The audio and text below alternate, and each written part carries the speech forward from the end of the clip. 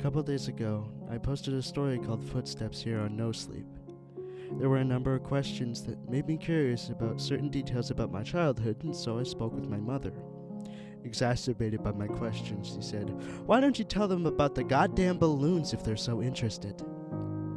And as soon as she said that, I remembered so much about my childhood that I had forgotten. This story will provide some greater context for the previous story, which I think you should listen to first, though the order isn't of vital importance.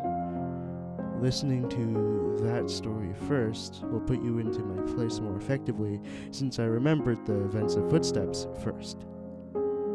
If you have any questions or anything, feel free to ask, and I'll try to answer them. Also, both stories are long, so heads up on that. I'm just hesitant to leave out details that might be important. When I was 5 years old, I went to an elementary school that, from what I've come to understand, was really adamant about the importance of learning through activity. It was a part of a new program designed to allow children to rise at their own pace, and to facilitate this school encouraged teachers to come up with a really intensive lesson plans. Each teacher was given the latitude to create his or her own themes, which would run for the duration of the grade. All the lessons in math, reading, etc. would be designed in the spirit of the theme. These themes were called groups. There was a space group, sea group, and earth group, and the group I was in, community. In kindergarten in this country, you don't learn much except for how to tie your shoes and how to share, so most of it wasn't very memorable. I only remember two things very clearly. I was the best at writing my own name the right way, and the balloon project, which was really the hallmark of the community group, since it was really clever in how it showed how a community functioned at a really basic level. You've probably heard of this activity. On one Friday, I remember it being Friday because I was excited about the project and it being the end of the week, toward the beginning of the year. We walked into a classroom in the morning and saw that there was a fully inflated balloon tied off with string taped to each of our desks. Sitting on each of our desks was a marker, a pen, and a piece of paper in an envelope. The project was to write a note on the piece of paper, put it in the envelope, and attach it to the balloon, which we could draw a picture on if we so wanted. Most of the kids started fighting over the balloons because they wanted different colors, but I started on my note, which I had thought a lot about. All the notes had to follow a loose structure, but we were allowed to be creative within those boundaries. Mine was something like this. "Hi, you found my balloon. My name is... and I attend an elementary school. You can keep the balloon, but I hope you write me back. I like Mighty Max, exploring, building forts, swimming, and friends. What do you like? Write me back soon. Here's $1 for the mail." On the dollar I wrote "for stamps" right across the front, which my mom said was unnecessary, but I thought it was genius, so I did it. The teacher took a Polaroid of each of us with our balloons and had us put them in the envelope along with our letter, which they also included another letter that I assume explained the nature of the project and sincere appreciation for anyone's participation in writing back and sending photos of their city and neighborhood. That was the idea, to build a sense of community without having to leave the school and to establish safe contact with other people. It seemed like it was such a fun idea. Over the next couple of weeks, the letters started to roll in. Most came with pictures of different landmarks, and each time a letter would come in, the teacher would pin the picture on a big wall map that we put up, showing where the letter had come from and how far the balloon had traveled. It was a really smart idea because we actually looked forward to coming to school to see if we'd gotten our letter, and for the duration of the year, we had 1 day a week where we could write back to our pen pal, or another student's pen pal in case our letter hadn't come in yet. Mine was one of the last to arrive. When I came into the classroom, I looked at my desk and once again didn't see any letter waiting for me, but as I sat down, the teacher approached me and handed me an envelope. I must have looked so excited because I was about to open it, and she put her hand on mine to stop me and said, "Please don't be upset." I didn't understand what she meant. Why would I be upset now that my letter had come in? Initially, I was mystified that she would even know what was in the envelope, but now I realized that, of course, the teacher had screened the contents to make sure there was nothing obscene, but all the same, how could I be disappointed? When I opened the envelope, I understood. There was no letter. The only thing in the envelope was a Polaroid, but I couldn't really make out what it was. It looked like a patch of desert, but it was too blurry to decipher. It appeared as if the camera had been moved while the picture was being taken. There was no return address, so I couldn't even write back if I wanted to. I was crushed. The school year pressed on and the letters had stopped coming in for nearly all the other students. After all, you can only continue a written correspondence with a kindergartner for so long. Everyone, including myself, had lost interest in the letters almost completely. But then I got another envelope. My excitement was rejuvenated, and I reveled in the fact that I was still getting a letter when most of the other pen pals had abandoned their involvement. It made sense that I received another delivery. There had been nothing but a blurry picture in the first one, so this is probably to make up for that. But again, there was no letter at all. Just another picture. This one was more distinguishable, but I still didn't understand it. The photograph was angled way up, catching the top corner of a building, and the rest of the image was distorted by a lens flare from the sun. Because the balloon didn't travel very far, and because they were all launched on the same day, the board became a bit cluttered, and so the policy for the students still exchanging letters became that they could take the photographs home. My best friend Josh had the second highest numbers of pictures taken home by the end of that year. His pen pal was really cooperative in sending pictures from all around the neighboring city. Josh took home, I think, 4 pictures. I took home nearly 50. The envelopes were all opened by the teacher, but after a while I stopped even looking at the pictures. However, I saved them in one of my drawers that has my collections of rocks, baseball cards, comic book cards, Marvel metal cards for those who might remember, and little miniature baseball batting helmets that I'd get out of vending machines at the Winn-Dixie after t-ball games. With the school year over, my attention turned to other things. My mom had gotten me a small snow cone machine for Christmas that year, and Josh had really coveted it, so much so that his parents bought him a slightly nicer one for his birthday, which was towards the end of the school year. That summer we had the idea that we would set up a snow cone stand and make money. We thought we'd make a fortune selling snow cones at $1. Josh lived in a different neighborhood, but eventually we decided that my neighborhood would be better because there was a lot of people who cared for their lawns. The lawns in my neighborhood were slightly bigger. We did this for 5 weekends in a row until my mom told us that we had to stop. And I've only recently come to understand why she did that. On the 5th weekend, Josh and I were counting our money.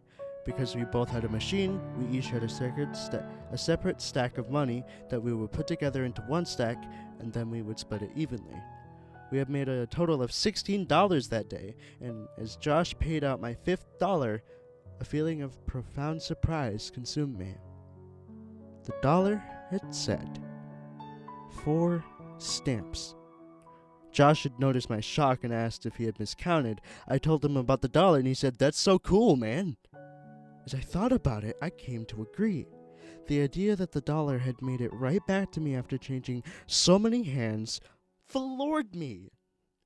I rushed inside to tell my mom, but my excitement coupled with her being distracted by a phone call made my story incomprehensible, and she responded with simply by saying, "Oh wow, that's neat." Frustrated, I ran back outside and told Josh I had something to show him. Back in my room, I opened the drawer and took out the stack of envelopes and showed him some of the pictures. I started with the first picture and we went through about 10 before Josh lost interest and asked if I wanted to go play in the ditch, a dirt ditch down the street from my house, before his mom came to pick him up, so that's what we did. We had a dirt war for a while, but it was interrupted several times by rustling in the woods around us. There were raccoons and stray cats that lived in there, but this was making a little too much noise, and we traded guesses at what it was in an attempt to scare each other. My last guess was that it was a mummy, but in the end, Josh kept insisting that it was a robot because of the sounds that he heard. Before we left, he got a little serious and looked me right in the eyes and said, "You heard it, didn't you? It sounded like a robot. You heard it too, right?" I had heard it, and since it sounded mechanical, I agreed that it was probably a robot, and it's only now that I understand what we heard. When we got back, Josh's mom was waiting for him at the kitchen table with my mom. Josh told his mom about the robot, our moms laughed, and Josh went home. My mom and I ate dinner, and then I went to bed. I didn't stay in bed for long before I crept out and decided that due to the day's events, I would revisit the envelopes since now the whole affair seemed much more interesting. I took the first envelope and set it on the floor and set the blurry desert Polaroid on top. I lit the second envelope right next to it and placed the oddly angled Polaroid of a building's top corner on top of that one and did this with each picture until they formed a grid that was about 5 by 10. I was always taught to be careful with things that I was collecting, even if I sure they weren't valuable. I noticed that the pictures became gradually more decipherable. A tree with a bird on it, a speed limit sign, power line, a group of people walking into some building. And then I saw something that vexed me so powerfully that I can now, as I write this, distinctly remember feeling dizzy and capable of only a single repeating thought. Why am I in this picture? In this photograph of the people entering the building, I saw myself holding hands with my mother in the very back of the crowd of people. We were at the very edge of the photo, but it was undeniably us, and as my eyes swam over the sea of Polaroids, I became increasingly anxious. It was a really odd feeling. It wasn't fear, it was the feeling you get when you're in trouble. I'm not sure why I was floored with that feeling, but there I sat, floundering in this distinct sense that I had done something wrong. And this feeling only intensified as I looked on at the rest of the photos after the one that had so powerfully struck me. I was in every photo. None of them were close shots, but none of them were only of me. I was in every single one of them, off to the side, in the back, bottom of the frame, and some of them only had the tiniest part of my face captured at the very edge of the photo, but nonetheless, I was there. I was always there. I didn't know what to do. Your mind works in funny ways as a kid, but there was a large part of me that was afraid of getting in trouble, simply for being up. Since I already had the looming feeling of having done something wrong, I decided that I would wait until tomorrow. The next day, my mom was off work and spent most of the morning cleaning up around the house.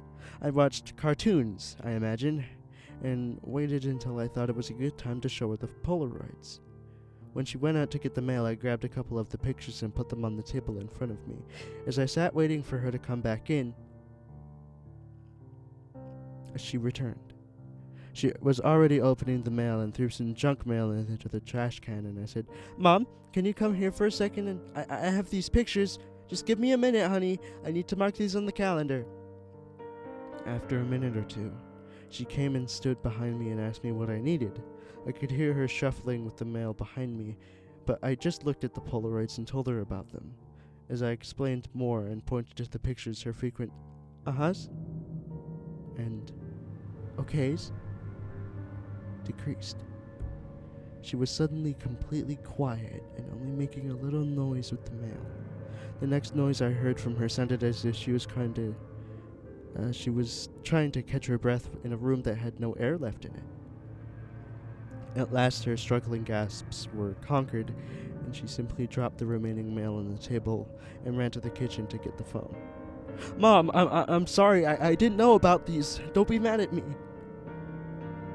With the phone pressed to her ear, running or walking back and forth and shouting into it, I nervously fiddled with the mail sitting next to my Polaroids. The top envelope had something sticking out of it that I thoughtlessly and anxiously pulled on until it came out.